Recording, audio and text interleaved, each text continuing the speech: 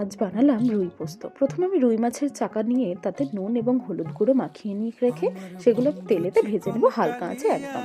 তারপর মাছগুলোকে তুলে রেখে সেই তেলেই আমি কিছুটা পরিমাণ পেঁয়াজ কুচি বেরেস্তা করে তুলে রাখবো এবং তাতে কিছুটা তেল যোগ করে সেই তেলের মধ্যে আমি কাঁচা লঙ্কা এবং কালো জিরে ফোড়ন দিয়ে দেবো। তার মধ্যে আমি পেঁয়াজ কুচি এবং টমেটো দিয়ে কিছুটা পরিমাণ নুন দিয়ে কিছুক্ষণ নরম হতে দেবো। নরম হয়ে এলে টমেটো, তার মধ্যে কিছুটা পরিমাণ হলুদ গুঁড়ো এবং লঙ্কার গুঁড়ো দিয়ে আমি আগে থেকে বেটে রাখা পোস্ত এবং কাঁচা লঙ্কা বাটাটা দিয়ে দেবো। এরপর কিছুক্ষণ ধরে মশলাটা কষাতে হবে, ততক্ষণ না যতক্ষণ তেল বেরিয়ে আসে। এরপর আমি ওতে কিছুটা পরিমাণ চিনি যোগ করবো স্বাদ আসার জন্য। এরপর জল দিয়ে আমি মাছগুলোকে দিয়ে দেবো। মাছগুলো দিয়ে দেওয়ার পরে আমি ওপর থেকে দুটো কাঁচা লঙ্কা এবং বেরেস্তাগুলো ছড়িয়ে ধনে পাতা দিয়ে কিছুক্ষণ নাড়লেই রেডি আজকে আমাদের রুই পোস্ত।